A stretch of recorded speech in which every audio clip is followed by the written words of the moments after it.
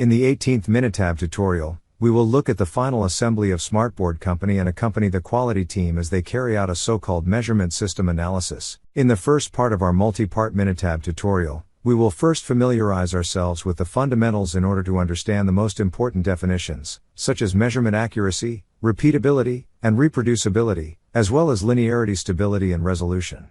Well equipped with the fundamentals, we will then move on to the practical implementation of crossed-measurement system analysis in the second part, and take the opportunity to learn the difference between crossed and nested measurement system analysis.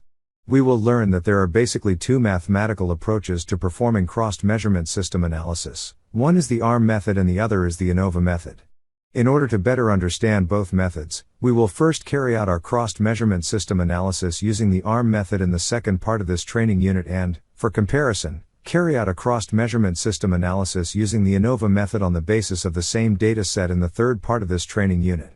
We will actively calculate both methods manually step by step, and derive the corresponding measurement system parameters, in order to understand how the results were generated in the Minitab output window.